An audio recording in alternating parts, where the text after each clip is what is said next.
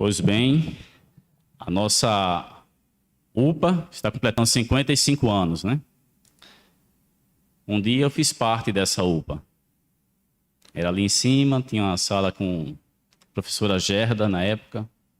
Eu tinha 11 anos, isso já foi há mais de 35 anos, acabei de denunciar minha idade também.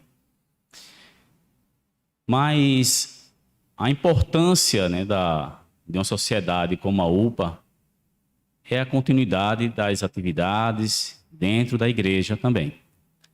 Um dia elas foram crianças, hoje já estão na adolescência.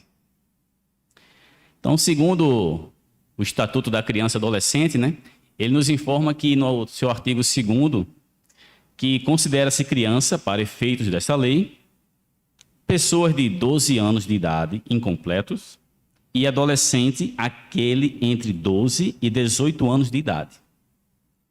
Então, nessa noite, né, falando para os adolescentes, para aqueles que se enquadram nessa idade e para a Igreja do Senhor, nós trouxemos como uma proposta para o estudo como o adolescente pode manter-se puro numa sociedade impura. Como pode a Igreja do Senhor se manter pura numa sociedade impura? Quando nós lemos o relato desse livro, no seu início, né, de Daniel, nós observamos que naquele período o rei Nabucodonosor já havia sitiado Jerusalém e dessa forma ele manteve cativo aquelas pessoas ali. Mas nesse processo, o Império Babilônico naquela época é como se fosse o tudo que há, né? Estava em ampla ascensão, era poderoso, estava crescendo, acabaram de vencer uma guerra lá tinha uma coligação, uma associação dos egípcios e os assírios, né? É o relato que tem. Porém, naquele processo ali, começava ali um choque cultural também. Quando a gente ouve o termo assim, cativeiro, parece até que você vai pegar um transporte, vai ali no cativeiro, né? Pega ali, né? Mas o cativeiro é um lugar de opressão, de sofrimento, de dor, de ausência total de liberdade. Então, naquele processo ali, né? Aspenaz, que era o rei dos eunucos, ele tinha como uma de suas funções selecionar jovens, não qualquer tipo de jovens, perfeitos e de boa aparência. Então já começa ali um processo já de seleção. Não era qualquer jovem, qualquer pessoa, independente da linhagem leal ou não. Ele tinha que pegar, coletar, verificar, olhando aqueles jovens que fossem perfeitos para poder levar para o processo do cativeiro. Então, como o adolescente, como a Igreja do Senhor pode se manter pura numa sociedade impura? Como um primeiro ponto que nós podemos analisar, não abandonando a sua identidade cristã. Entre os versículos 4 e 7, nós temos ali os nobres como cativos. O texto nos diz que tem que ser jovens de boa aparência, instruídos em toda a sabedoria. Não era apenas a questão física, mas também que eles fossem doutos em ciências, tinham que ter um intelecto, tinham que ter inteligência. Eles tinham que ser competentes porque, ao final de 3 anos, eles iam assistir lá no palácio. Eles tinham que ter propriedade daquilo que eles iam falar. Mas, além disso, eles eram judeus, eles estavam lá em Jerusalém, estavam lá no lugarzinho deles. Eles tinham 3 anos de imersão na cultura babilônica, onde ao final desses 3 anos seriam preparados para assistirem no palácio, tá ali junto do rei. Tinha um processo de preparação. E quando observamos que eles tinham que passar por uma ração diária, né? Eles tinham um determinado tipo de comida, de iguarias, que eram oferecidas para aqueles jovens. Na mesa real, né, se pensarmos dessa forma, tinha o vinho que eles tinham que beber. E foi assim que foram mantidos por 3 anos. após esse ciclo, eles estariam preparados. Porém, entre esses jovens que foram ali para o cativeiro, nós vamos dar uma ênfase nesses 4. Daniel, Ananias, Misael e Azarias. Estes nomes, quando a gente vai entender o significado deles, eles têm uma relação própria com a pessoa de Deus. Não era qualquer nome.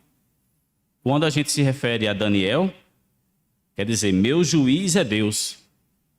Esse sufixo el, né? Ele traz esse significado de Deus. Quando a gente vai para o nome de Ananias, Javé é grandioso. Misael, quem é o Deus, quem é o que Deus é. Azarias, Javé tem ajudado. Então eles tinham um significado muito forte. Tinham uma relação com a pessoa de Deus. Não era com qualquer pessoa. Dentro da cultura judaica, ele tinha a sua importância.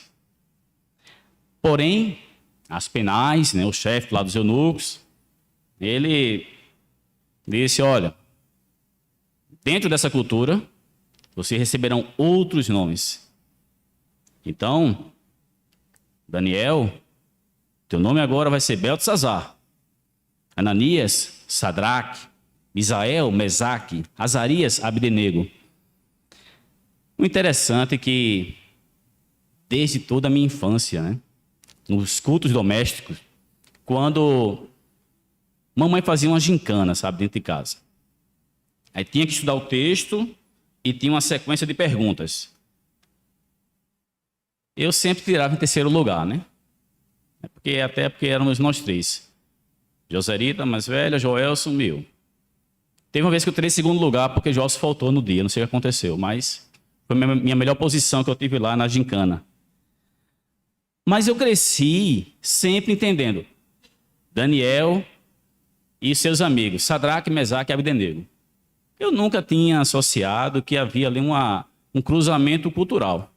O nome de Daniel permanecia na relação judaica, mas os nomes dos amigos dele relacionados aos babilônios. Eu nunca perguntei para a mamãe, nem tive tempo para isso, para ter essa dúvida. Porém, olhando aqui para os adolescentes, olhando para vocês, o nome que cada um de nós carrega, ele faz parte da nossa identidade. Cada um de vocês, cada um de nós, somos diferentes. Quando olho para Felipe e Benjamin, Ana Patrícia e Geraldo dão educação para os seus filhos, a mesma educação. Cada um tem uma forma diferente de absorver essa educação e de se comportar. Assim como eu vejo com Rebeca e Lara, a educação que Leonardo e Patrícia dão para elas, eles têm uma expectativa que elas vão crescer e vão assumir a sua identidade, seguir os seus ensinamentos. Mesmo que eu tivesse um irmão gêmeo perfeito, ele não seria igual a mim, não teria a mesma identidade. Então, cada um de nós é diferente. Nós precisamos cuidar da identidade. Porque muitas vezes nós podemos cair no erro de comparar as pessoas, os filhos. Porque o filho de fulaninho é tão comportado, tá vendo, menino, se comporta igual a ele. Não comparem seus filhos. Cada um tem a sua educação, cada um tem o seu contexto de vida. Portanto, a prioridade para um adolescente e para cada um de nós é que a nossa identidade possa refletir a pessoa de Cristo. Então, quando a gente relembra da EBF, né? Quantas vezes a gente cantou, eu nem tanto, né? Eu estava mais velho, mas ao trabalhar com as crianças, um canto que diz, você é especial, não existe outro igual. Deus criou você assim, diferente de mim. E cuidando da identidade de vocês. Agora, não apenas para adolescentes, mas para a igreja. Será que as mensagens que a gente carrega aqui, né, no WhatsApp, no Instagram, no Facebook, lá no Reels, aqueles vídeos engraçados, TikTok, será que todas aquelas mensagens realmente elas falam da pessoa de Cristo também? Elas têm uma associação ou serviriam de escândalo? Tomemos cuidado com a identidade que a gente assumiu. Se nós temos que refletir a pessoa de Cristo, nós temos que zelar por isso. Portanto, não abandone a sua identidade cristã. Transcorrendo aqui ainda sobre o texto, pergunto: e como pode o adolescente manter-se puro numa sociedade impura? Como pode a igreja do Senhor manter-se pura nessa sociedade impura? Como ponto 2, a nossa mensagem, nos versículos de 8 a 16, não se contaminando. Essa foi a decisão de Daniel. Daniel, ele teve coragem e ousadia. Ele chamou lá o chefe dos eunucos, teve uma conversa com ele, pediu para não se contaminar. Vocês lembram no texto que acabamos de ler? Que o chefe dos eunucos, as penais, estavam morrendo de medo. Como é que eu vou mudar essa ordem se não o rei vai me matar? E ele começaria ali, Daniel começaria uma jornada, e nos dias de hoje, estaríamos associando aí a um nutricionista, um nutrólogo, né? Que vai dar aquela orientação, né? Olha, para que você tenha uma melhor performance na sua dieta, então é o seguinte: coma apenas legumes e água. Mas quem definiu isso foi o próprio Daniel, já falando com ousadia. Eu não quero comer isso que eles estão comendo. Por favor, deixa eu falar com o chefe dos cozinheiros aí, para trocar uma ideia com eles aqui. Foi lá, conversou com ele com ousadia e disse. Porém, o pedido de Daniel não era qualquer pedido. Ele estava baseado na misericórdia de Deus.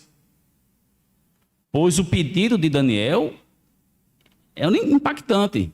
Ele podia gerar ali um problema sério para as penais.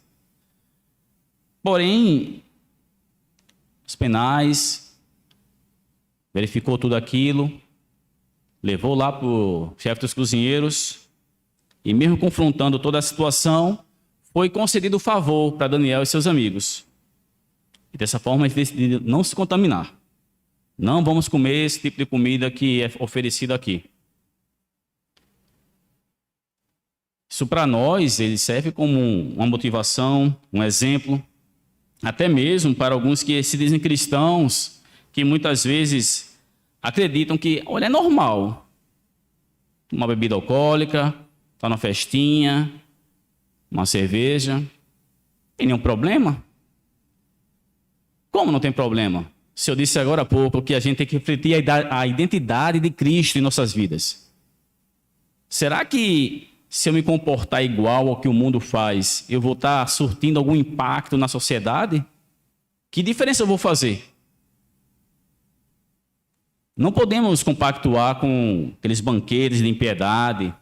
Nós temos que ter posicionamento.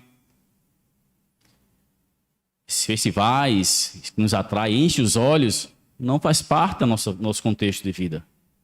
Pode passar gerações, pode passar os anos, mas ao assumirmos a identidade que temos que refletir a pessoa de Cristo em nossas vidas, temos que fazer a diferença. Não vamos nos contaminar. Quando nós lemos lá em Mateus 15, 11, quando Jesus diz, ouvi e entendei, não é o que entra pela boca o que contamina o homem, mas o que sai da boca, isso sim contamina o homem. A postura de Daniel nos mostra a importância de não contaminarmos, de não nos contaminarmos, perdão. E não importa onde nós estejamos, se aqui na igreja, se perto do pastor, em nossa rotina secular, no trabalho, na escola, na faculdade. Se eu amar a Deus, se você amar a Deus, se nós amarmos a Deus, nós vamos ser fiéis a Ele, independente da circunstância. Para Daniel e seus amigos era muito mais difícil. Eles estavam no cativeiro, uma ausência de liberdade. Eles não tinham autonomia, mas eles tinham a confiança em Deus. E alcançou misericórdia por isso. E essa decisão de Daniel agrada a Deus. O Senhor abre as portas para que a decisão do seu servo possa ser mantida. Um dos seus servos do rei aceita servir apenas legumes e água àqueles jovens israelitas.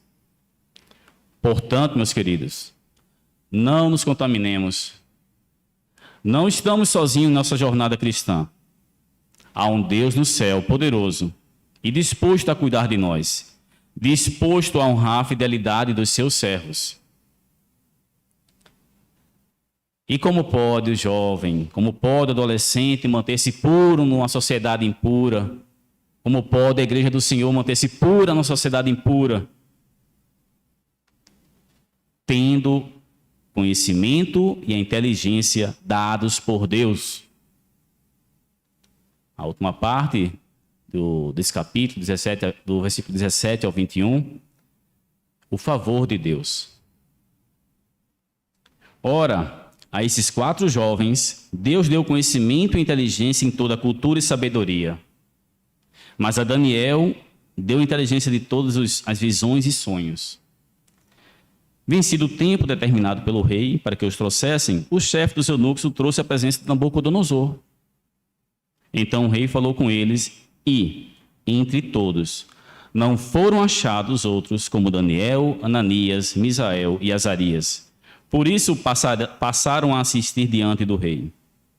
Em toda a matéria de sabedoria e de inteligência, sobre o que o rei lhes falava, lhes fazia perguntas, os achou 10 vezes mais doutos, mais inteligentes, do que todos os magos e encantadores que haviam em todo o seu reino. Daniel continuou até o 1º ano do rei Ciro. A bênção divina não ficou limitado apenas ao bem-estar físico, uma vez que eles tinham adotado aquela nova, não aquela ração dos babilônios, mas aquela dieta, né? Só legumes e água. Mas também a bênção incluiu o desenvolvimento intelectual, um desenvolvimento notável durante os 3 anos na Babilônia. Os adolescentes, eles serão o futuro da nossa igreja. Eles já são o presente. Hoje, Guilherme está aqui à frente. Mas Deus tem um propósito para a vida dele. Assim como na vida de Felipe, de Daniel e de todos os adolescentes. Um dia vocês estavam ali no departamento infantil. Ao chegar na adolescência, vocês já vão assumindo outras ideias, outras posturas, outros comportamentos, mas já vislumbrando que daqui a um pouco estarão na mocidade e um pouquinho mais na UPH, na SAF, dando continuidade ao trabalho do Senhor aqui na terra. Vocês vão assumir papéis, vão assumir alguns cargos, já começa dentro da sociedade que vocês estão. Mas na frente, se assim for da vontade de Deus, alguns serão presidente da SAF, outro da UPH, quem sabe algum diácono, presbítero. Deus tem um propósito para a vida de cada um de vocês. Nós continuamos, nós vamos seguindo. A igreja do Senhor vai seguindo. O futuro pertence ao Senhor. Nós temos que entregar nossas vidas nas mãos do Senhor. Daniel, ele tinha um destaque ali naquele momento. Daniel, ele vai ter uma diferença porque ele vai interpretar sonhos. Dando continuidade, lendo o livro de Daniel, nós vamos ver que ele vai interpretar os sonhos do rei, momentos de inquietação do rei, ele vai lá, vai interpretar sonhos, mas os seus amigos não. Deus ele nos dá um chamado específico. Não obrigatoriamente todo mundo vai ter que ser agora um interpretador de sonhos. Daniel tem aquele chamado. Nem todo mundo, nem todos os adolescentes, nem todos os adultos podem vir aqui à frente e cantar e tocar. Mas tem um chamado específico para o ministério que Deus designou. Seja para a oração, seja para a evangelização, seja para fazer um trabalho social. Portanto, usem o conhecimento e a inteligência dados por Deus. Se achamos que não temos, façamos como o rei Salomão, que pediu sabedoria e recebeu do Senhor. Como escreveu o apóstolo Paulo na carta aos Romanos, capítulo 12, versículo 2. E não vos conformeis com esse século, mas transformai-vos pela renovação da vossa mente, para que experimenteis qual seja a boa, agradável e perfeita vontade de Deus. UPA da IPO, UPA da Igreja Presbiteriana de Olinda, nestes 55 anos, que nós como igreja, sejamos como Daniel e seus amigos, que possamos nos manter puros nessa sociedade impura, que jamais abandonemos a nossa identidade cristã, que não nos contaminemos e que tenhamos o conhecimento e a inteligência dadas por Deus. Que o Senhor nos abençoe, meus queridos.